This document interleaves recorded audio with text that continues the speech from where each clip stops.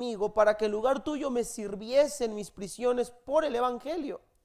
Pero nada quise hacer sin tu consentimiento, para que tu favor no fuese como de necesidad, sino voluntario, porque quizá para esto se apartó de ti por algún tiempo, para que le recibieras para siempre, no ya como esclavo, sino más que un esclavo, como hermano amado, mayormente para mí, pero cuanto más para ti, tanto en la carne como en el Señor.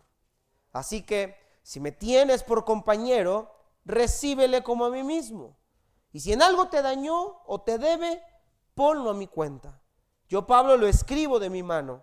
Yo lo pagaré, por no decirte que aún tú mismo también te me debes. Sí, hermano, tenga yo algún provecho de ti en el Señor, conforta mi corazón en el Señor. Te he escrito confiando en tu obediencia, sabiendo que harás aún más de lo que te digo. Prepárame también alojamiento, porque espero que por vuestras oraciones os seré concedido.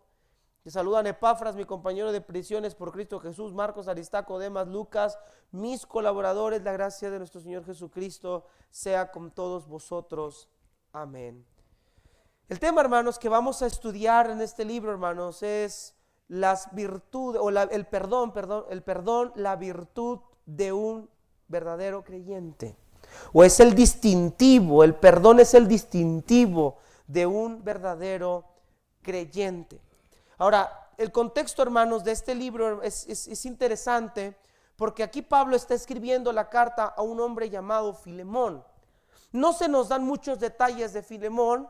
Probablemente Filemón era un líder de la iglesia, porque Pablo lo relaciona como un colaborador, al mismo nivel que Timoteo, al mismo nivel que Epafras, al mismo nivel que otros más. Entonces Filemón probablemente era algún líder, algún tipo de anciano probablemente, que estaba teniendo la iglesia en su casa. La congregación se reunían en la casa de Filemón, y este hombre, Filemón, era un residente de la ciudad de Colosas, y obviamente era miembro de aquella ciudad.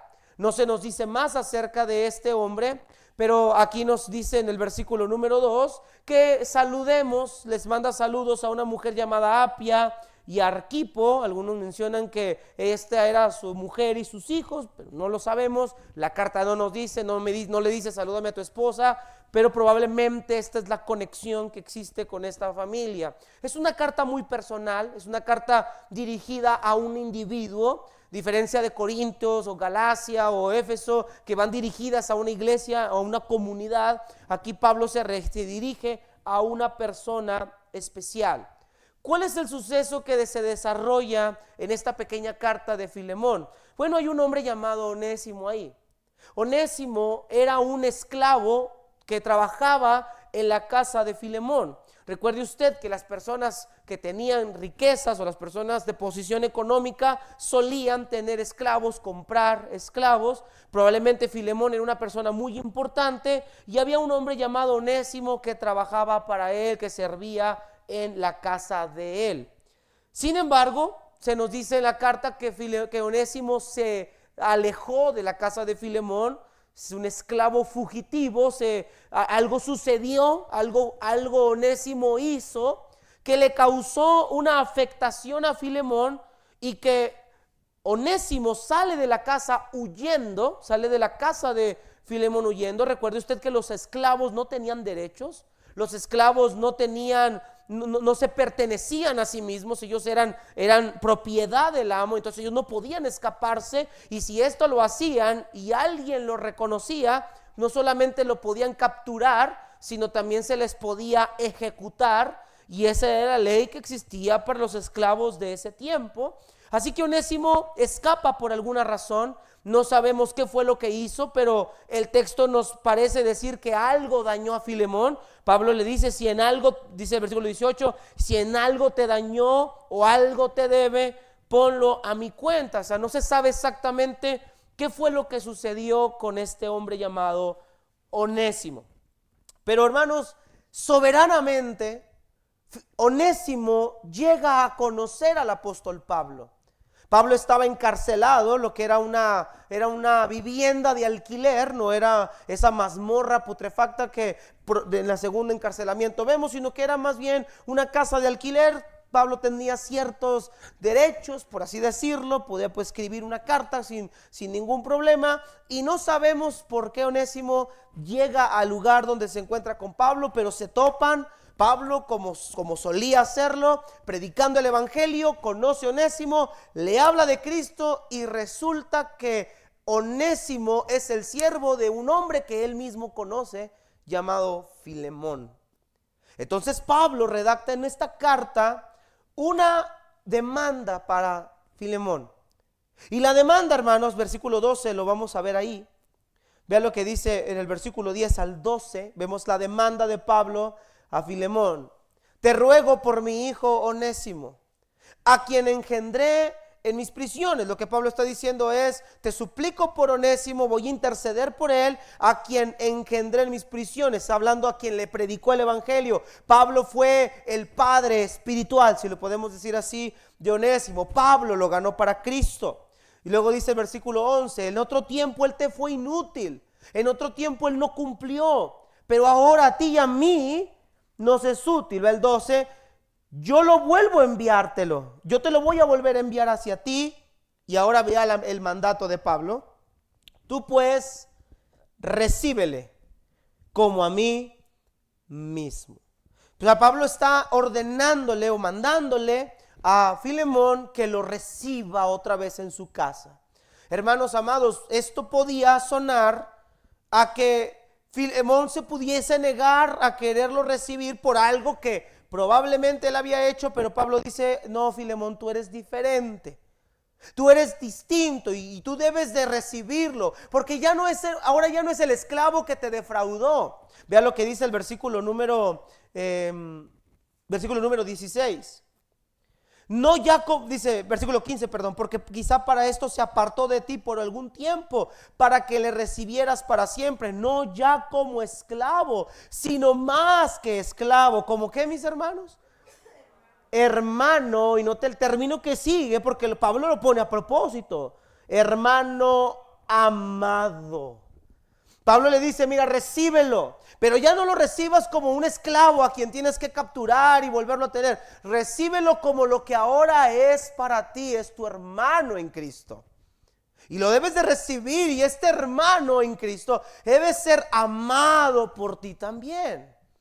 Entonces la demanda de Pablo a Filemón es que recibiera a Onésimo de vuelta, y el que lo recibiera de vuelta era que Filemón tenía que cancelar de alguna manera la deuda que Onésimo tenía con él. Y Pablo dice: y si algo te debe, cancélasela a él, pónmela a mi cuenta, yo te la pago. Si él hizo algo, yo lo pago. Cancélale a él, perdónalo a él, y si algo te debe, yo respondo por él.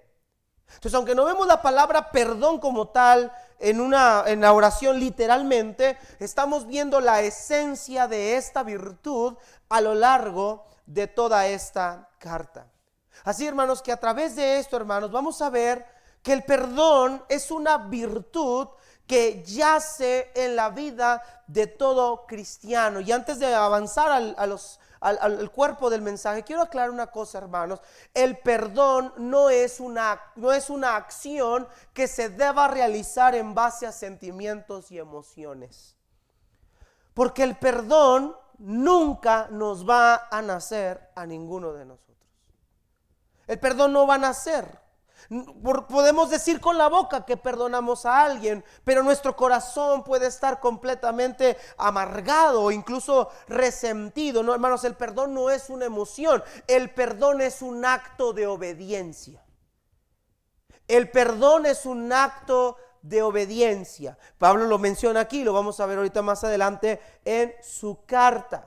¿Por qué? Porque las emociones, lamentablemente, hermanos, las emociones lo único que van a lograr hacer, hermanos, es que nosotros rehusemos el acto de perdonar. Pero el perdón no depende de nosotros, el perdón depende de la obra del Espíritu Santo que actúa en nosotros. Ahora vamos a ver en primer lugar, hermano, nuestro primer encabezado, vamos a ver las virtudes de aquel que perdona. Vamos a ver cuáles son las virtudes que debe de tener alguien que perdona, y eso las encontramos, lo que Pablo le dice a Filemón en los versículos 4 al 6. Vean lo que dice Pablo: doy gracias a mi Dios, haciendo siempre memoria de ti en mis oraciones. Mire, Pablo intercediendo por Filemón, orando por él como solía hacerlo por las demás iglesias. Verso 5: porque oigo del amor y de la fe que tienes hacia el Señor Jesús y para con todos los santos. En primer lugar, hermanos, Pablo menciona dentro de estas virtudes, dentro de este primer encabezado, Pablo menciona una de esas virtudes que Filemón tenía, y dice que era un hombre que mostraba su amor al Señor, y por ende ese amor al Señor lo mostraba para con todos los santos. Recuerde usted que cuando la Escritura habla de los santos, se está refiriendo a todos aquellos que han sido regenerados, a todos aquellos que han sido salvos, a todos aquellos que son hijos de Dios por medio de la fe en Jesucristo. Y dice el apóstol Pablo: yo he escuchado, yo he oído. Filemón, tú tienes un testimonio, en la iglesia, eres conocido por tu amor al Señor. Filemón, es evidente que tú amas al Señor, y ese amor que tienes para el Señor, esa fe que tienes en el Señor, se ve reflejada también en cómo amas a todos los hermanos, en cómo amas a todos los santos. Hermanos, el apóstol Juan nos dice en 1 Juan 4, 7 al 9, dice: amados, amémonos unos a otros, porque el amor es de Dios. Todo aquel que ama es nacido de Dios y conoce a Dios. El que no ama no ha conocido a Dios, porque Dios es amor. Una de las evidencias que nosotros amamos al Señor es que también amamos a su propia iglesia. Y el amor, queridos hermanos, no es ese sentimiento romántico que nosotros muchas veces malinterpretamos, o que en el mundo se utiliza para hablar de una relación o de una atracción, sino que este amor son actos, son acciones, son muestras que se dan hacia la persona. Claro que hay un afecto de por medio, pero el amor, el afecto no es la base del amor, sino es lo que Dios ha pedido de cada uno de nosotros. Dios nos ama a nosotros y dio a su Hijo en favor de nosotros. Es una acción, es una evidencia de que Cristo nos ama. Se entregó aún sin que nosotros mereciéramos que Cristo lo hiciera. Y dice la Escritura, dice Juan: si tú amas a Dios, vas a amar a tu hermano, porque es esa evidencia de ese amor hacia Dios. Entonces dice Pablo a Filemón: yo he escuchado del amor que tú tienes para con Dios y para con los santos. ¿Y sabe qué, hermanos? Perdonar requiere amor hacia Dios y amor aún hacia la persona que me ha ofendido. Cristo lo dijo, Mateo 5:24: pero yo os digo, amad a vuestros enemigos. Bendecid a los que os maldicen, haced bien a los que os aborrecen, y orad por los que os ultrajan y os persiguen. Amados hermanos, el amor es la base que se requiere para poder perdonar a aquellos que nos han ofendido. Y hermanos, es ese amor a Dios, es ese amor de Dios en nosotros, y es ese amor a Dios que nos lleva a amar a nuestros hermanos, pero no solamente a las personas que nos tratan bien, sino a aquellos aún que son considerados como nuestros enemigos. Y aquí voy a meter una frase que una vez una mujer me dijo hace tiempo: pastor, perdonar es muy difícil. No, hermanos, perdonar no es difícil. Humanamente hablando, perdonar es imposible. Pero en Cristo Jesús perdonar, hermanos, en Cristo Jesús extenderle a una persona el perdón es posible en la medida que nosotros hayamos sido llenados con el amor de Dios dentro de nuestros corazones. La Escritura nos dice: mirad cuál amor les ha dado el Padre. Así que Filemón tiene esta virtud y Pablo, vea, me encanta cómo Pablo empieza a dar argumentos, porque Pablo no empieza primero diciendo todo lo que deben de ser. No, Pablo primero empieza a decirles las virtudes que tienen para después decirle ahora lo que tiene que hacer. Pero nos muestra una segunda virtud, hermanos. Mire lo que dice versículo número 6 y 7. Para que la participación de tu fe sea eficaz en el conocimiento del todo el bien que está en vosotros por Cristo Jesús, pues tenemos gran gozo y consolación en tu amor, porque por ti, oh hermano, han sido confortados los corazones de los santos.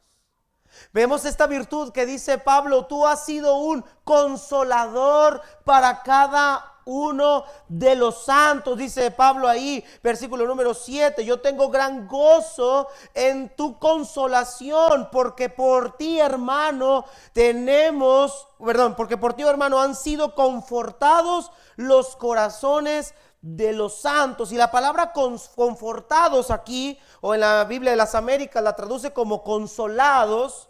La palabra confortados significa descanso.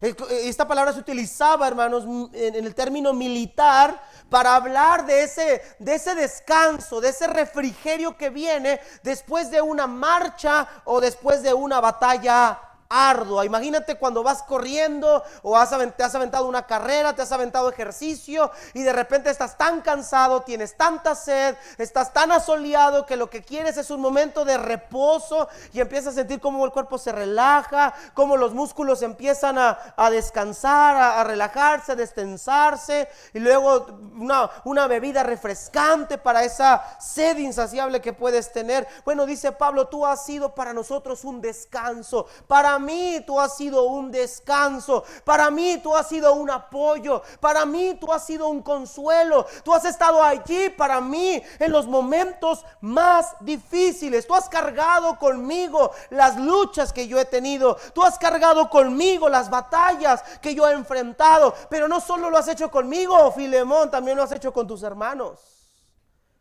Hermanos, alguien que perdona es alguien que es un consolador. ¿Por qué es un consolador para aquel que lo ha ofendido? Porque le hace ver a esa persona que a pesar del peso de su falta hacia nosotros, a pesar del daño que nos ha causado, le quitamos esa carga de culpa, le quitamos esa carga de remordimiento, de culpabilidad, y le hacemos sentir que todo está bien. Hermanos, eso fue lo que Cristo hizo. Quitó las cargas de nuestra culpa, quitó la carga de nuestro pecado, limpió nuestra maldad y ahora estamos ligeritos, estamos sin culpa delante de los ojos de Dios, porque Dios no viene a echarnos todo lo que hicimos en el pasado, sino todo eso ya fue perdonado. Somos sin culpa por Cristo. Ese es el consuelo que Él nos ha dado. Y es el consuelo que debe de dar aquel que perdona. Miren lo que dice Gálatas 6. Perdón, hermanos, Gálatas 6. Gálatas capítulo número 6, verso 1 y 2. Dice, escucha, hermanos, si alguno fuere sorprendido en alguna falta, ustedes que son espirituales, restáurenle con espíritu de mansedumbre, considerándote a ti mismo, no sea que tú también seas tentado. Y lo que dice el verso 2, hermanos, sobrellevar los unos las cargas de los otros y cumplan así, ¿qué, mis hermanos? ¿Cuál es la ley de Cristo? ¿Cuál es la ley de Cristo? Cristo la enseñó antes de irse.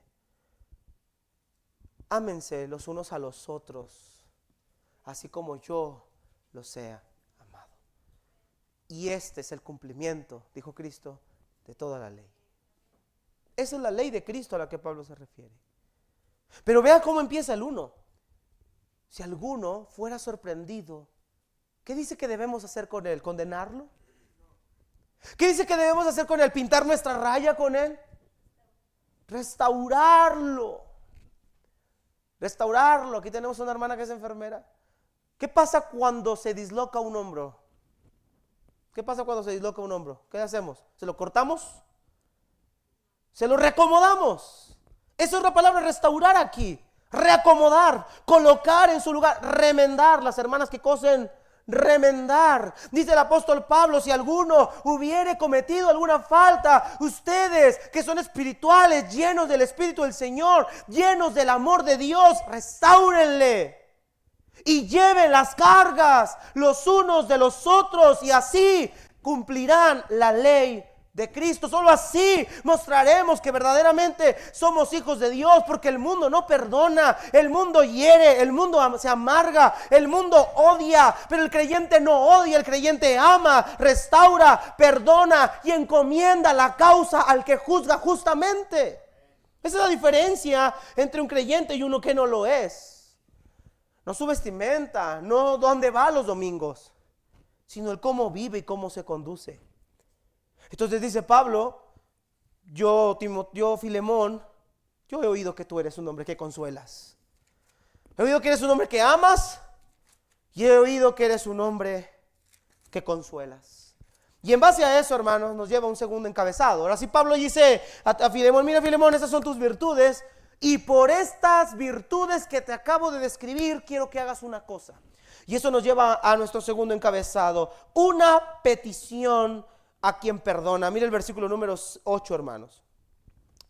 Por lo cual, aunque tengo mucha libertad en Cristo para mandarte lo que conviene, más bien te ruego, ¿por qué, hermanos? Note que el amor es la base. ¿Sí está viendo ahí? Más bien te ruego por amor a Cristo, pero Pablo va a decir también, por amor a mí, tu hermano. Más bien te ruego por amor, siendo como soy, Pablo ya anciano y ahora además prisionero de Jesucristo, te ruego, te suplico, te imploro por mi hijo Onésimo, a quien engendré en mis prisiones, el cual en otro tiempo te fue inútil, pero ahora a ti y a mí nos es útil, el cual vuelvo a enviarte. Tú pues recíbele como a mí mismo. Yo quisiera retenerle conmigo, para que en lugar tuyo me sirva en mis prisiones por el evangelio, pero nada quise hacer sin tu consentimiento, para que tu favor no fuese como de necesidad, sino voluntario. Dice el 15, porque quizá para esto se apartó de ti por algún tiempo, para que le recibas, ¿para qué, hermanos? Para siempre.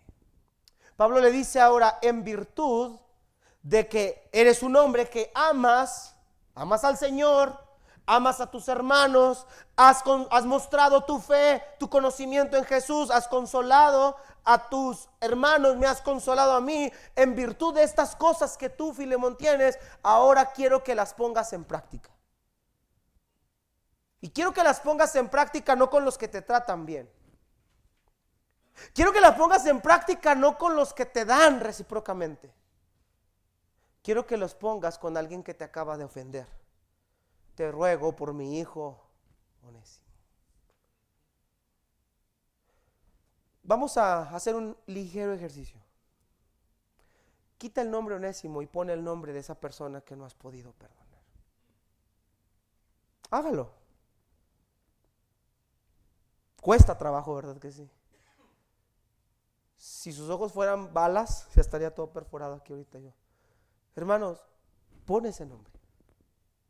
¿Sabe por qué? Porque cuando predicamos acerca del amor de Dios y acerca del amar a los hermanos, decimos amén, porque siempre pensamos en los que sí amamos en verdad. Pero qué difícil es pensar en los que nos han hecho daño.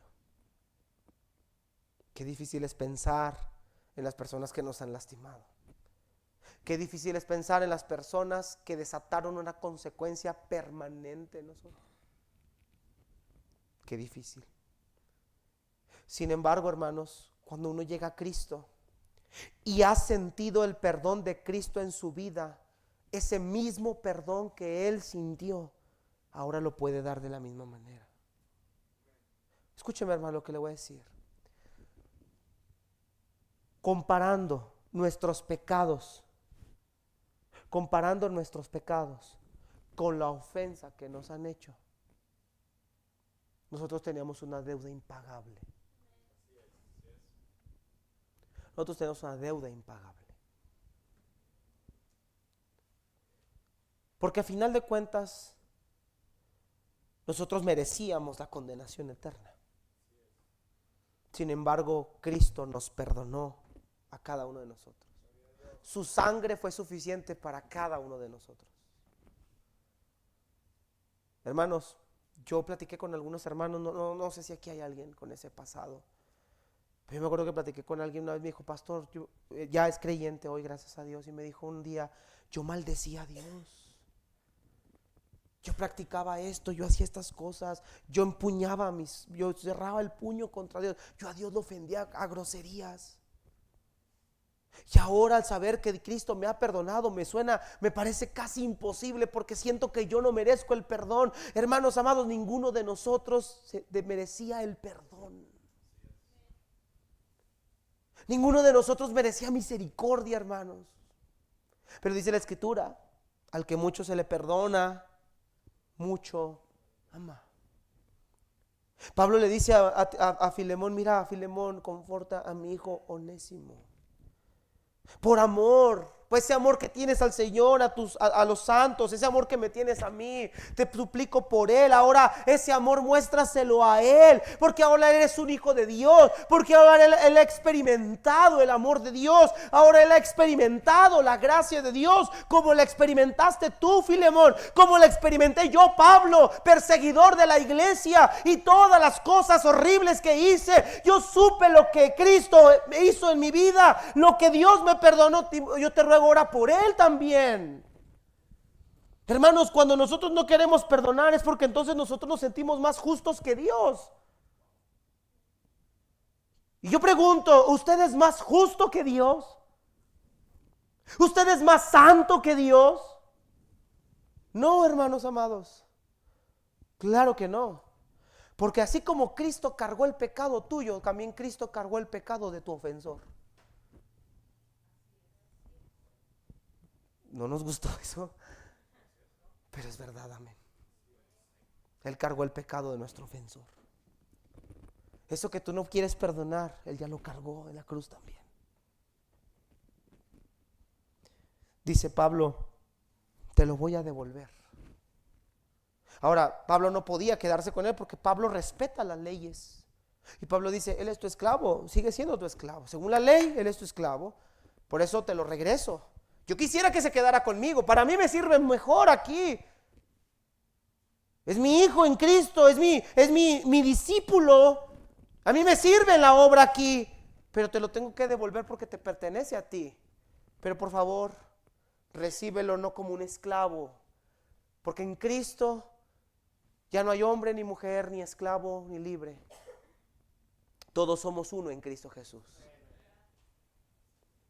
Dice, recíbele como tu hermano. Recíbele como un hermano, dice el texto claramente, como un hermano amado. Como un hermano amado.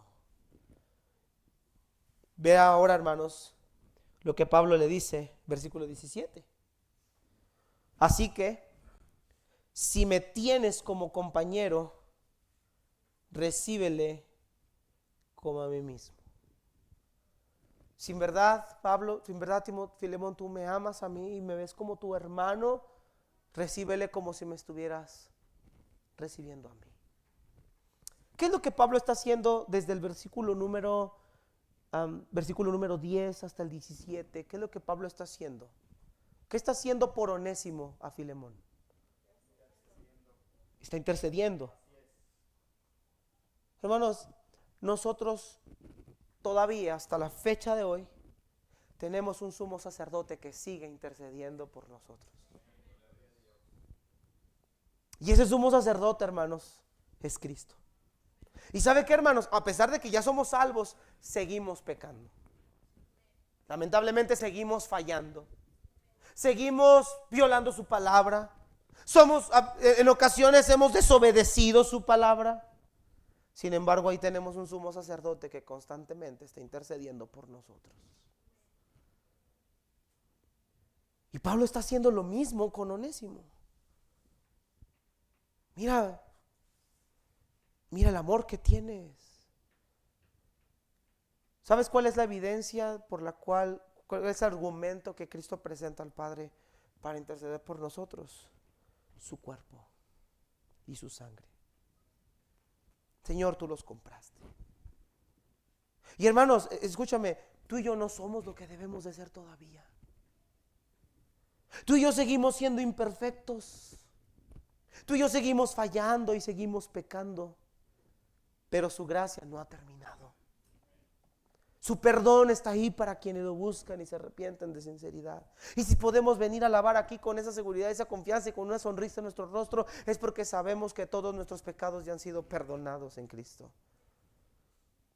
¿Por qué entonces nosotros no podemos brindarle a aquellos que nos han ofendido ese mismo perdón que Cristo nos brindó a nosotros? Pablo ya intercedió por Onésimo y ahora nos lleva, hermanos, al número 3. ¿Qué es lo que el perdón entonces demanda? Lo que el perdón demanda. Y en el verso 17 encontramos la primera cosa que el perdón demanda. Dice Pablo: si me tienes por compañero, recíbelo como a mí mismo. En primer lugar, hermanos, el perdón demanda no ver a la persona que nos ofendió, sino ver el mandato de Cristo en ello. ¿Sabe qué dicen muchas personas cuando no quieren perdonar? Es que él no se lo merece. Es que usted no sabe lo que me hizo. Es que usted no sabe lo que he tenido que pasar. Es que usted no sabe lo que he tenido que afrontar. Usted no sabe todas las cosas que esa persona me hizo a mí. Hermano, es que no estamos viendo lo que esa persona nos hizo a nosotros. Estamos viendo el mandamiento detrás del perdón. Pablo dice: si me tienes por compañero, recíbelo como si fuera yo. Ponme en su lugar. Ponme a mí por enfrente. No lo veas a él. No veas su daño. No veas la ofensa, la magnitud del daño que él te ocasionó. Veme a mí, alguien que amas en verdad. Hermano, no veamos a la persona que nos ofendió. Veamos a aquel que nos amó a nosotros primero. A él debemos ver. Señor, yo lo voy a hacer por amor a ti, como si lo estuviera haciendo a ti. Ahora, nosotros no tenemos nada que perdonarle a Dios, hermanos. Él es perfecto. Pero debemos de estar viendo su palabra y su mandato, no a la persona. Quítale el nombre y el apellido. Ve el mandato. Ve el amor que Dios tuvo para ti. En siguiente lugar, demanda no tomar en cuenta la ofensa que te hicieron. Mira lo que dice el versículo 18. Y si en algo te dañó o te debe, ponlo a mi cuenta. Dice el apóstol Pablo: mira, si algo te debe, si él algo te ocasionó, si hay una deuda pendiente, no te preocupes, Filemón, cárgamela a mí. Cárgame la culpa a mí, pero no se la cargues a él. No la veas en él. Y hermanos, el perdón demanda no tomar en cuenta la ofensa hecha. Y ahí es donde entra lo que yo mencionaba ahorita. No tiene que ver nada con sentimientos, tiene que ver con obediencia. Cuando Dios nos perdonó, canceló todas nuestras deudas. Por eso somos justificados por la fe. Por eso somos declarados inocentes, porque la cuenta por el pecado ya fue pagada. Hermanos, miren lo que Pablo dice: si algo te hizo, ponlo a mi cuenta. Y hay alguien que cargó nuestra cuenta en la cruz del Calvario, y ese fue Jesucristo. Jesucristo ya cargó nuestra cuenta. Él ya la pagó. Él ya satisfizo la ira de Dios. Hermanos, ahora si Cristo pagó mi cuenta, también pagó la cuenta de la persona que a mí me ha lastimado. Y yo no soy más justo que Dios. Yo no soy más justo ni más santo que Dios. Demanda el perdón. En primer lugar, no ver a la persona que me ofendió, sino el amor de Cristo. Y demanda, en segundo lugar, no tomar en cuenta la ofensa que me hicieron, sino ver que alguien ya pagó esa cuenta en su lugar. Y hermanos, aprenda una cosa: Dios no es injusto. Y Dios, hermanos, tarde o temprano va a dar el pago a cada uno en persona de lo que ha hecho. Pero tú y yo no somos los jueces, el juez es Él. Por eso dice Pablo en Romanos que perdonemos que dejemos la venganza en las manos del Señor, y que no paguemos a nadie mal por mal, sino que paguemos con un bien el mal hecho. Ahora, quiero aclarar un punto aquí. Hay muchas personas, hay muchas, incluso personas que se denominan creyentes, que se sienten satisfechos cuando la persona que los lastimó paga las consecuencias. Hermano, ese no debe de ser tu consuelo. Mi consuelo no debe de ser, ya le fue mal, ándele, qué bueno, porque se lo merece, para que se... No, no, hermano, eso no debería de ser nuestro consuelo. Nuestro consuelo debe ser Cristo, hermanos, y lo que Él pagó por mí. Nuestro consuelo debe ser que Él va a restaurar nuestro corazón. Nuestro consuelo es que tenemos un sumo sacerdote que intercede por nosotros. Nuestro consuelo no es esperar que esa persona le vaya mal. Ese no es nuestro consuelo. Por eso Pablo dice, versículo número 19, dice: yo, Pablo, lo escribo de mi mano, yo lo pagaré, por no decirte que aún tú también te me debes. Sí, hermano, tenga yo provecho de ti, conforta mi corazón en el Señor. ¿Sabe por qué, hermanos? Lo que estoy diciendo ahorita, que no debemos de gloriarnos o de contentarnos porque la persona pague lo que ha hecho, lo que nos ha hecho, porque nosotros no hemos pagado lo que nosotros hicimos. Cristo sí lo pagó por nosotros. Por eso el perdón demanda una tercera cosa, demanda que recordemos la gracia que hemos recibido. Pablo le dice a Filemón: recuerda, Filemón, tú también te me debes. Yo te gané a Cristo, a ti también. Lo que nos está dando a entender Pablo. Yo también te gané para Cristo. Yo también estuve ahí contigo. Yo también te conforté. Yo te consolé. Yo te vi llegar al evangelio en tus primeros pininos. Así que, mi hermano, voy a usar de ese provecho de ti. Recíbelo. Recíbelo. Hermanos, no nos gocemos cuando la persona que nos ha ofendido, que no sea nuestro consuelo, que la persona que nos ha ofendido pague por lo que nos hizo. Más bien recordemos la gracia que tú y yo hemos recibido. Más bien recordemos que Cristo a nosotros nos perdonó una inmensa deuda y que debemos de dar de gracia lo que de gracia recibimos. Y nos da una cuarta recomendación.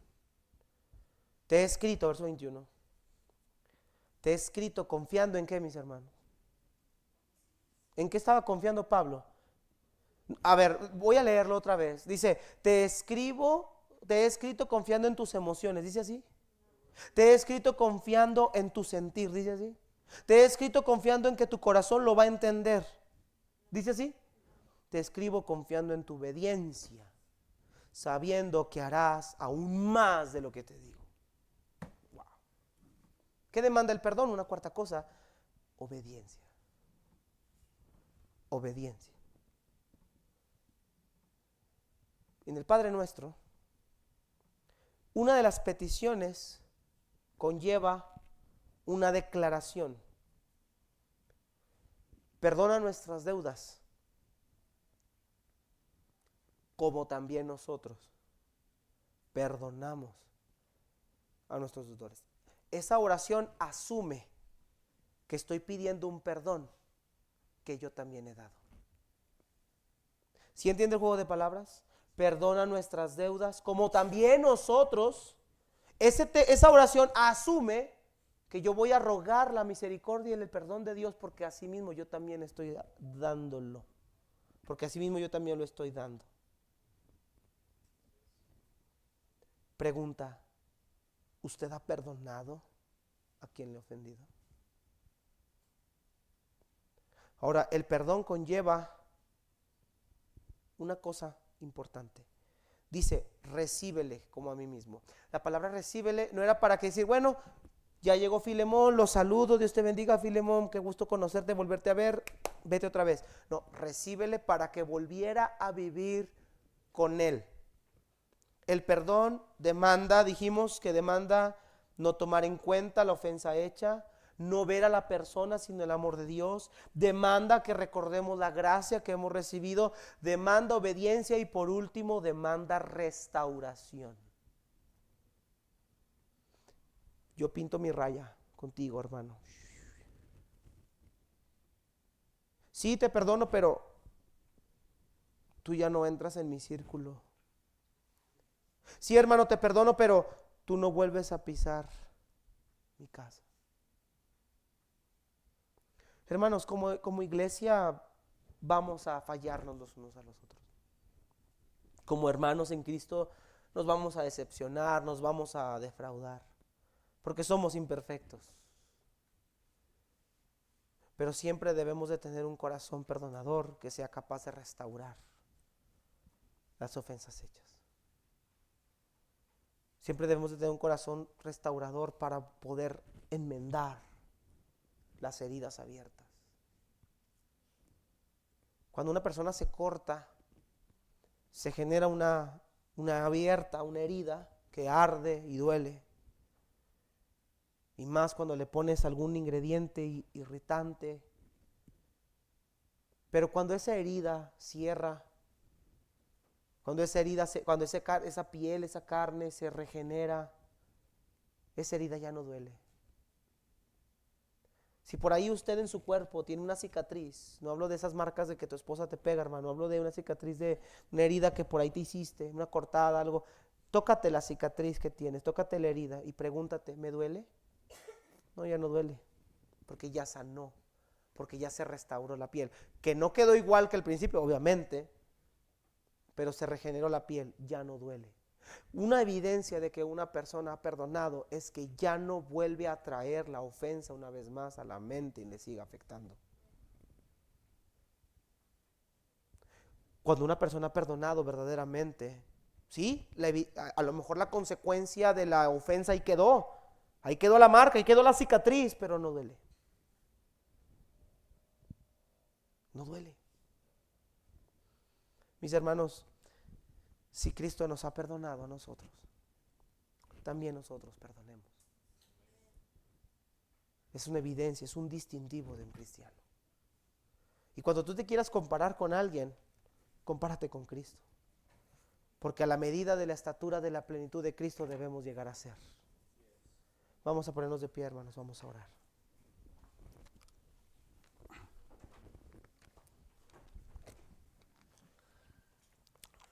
Todos cabeza inclinada, ojos cerrados. Y yo quiero preguntar, todos orando, nadie debe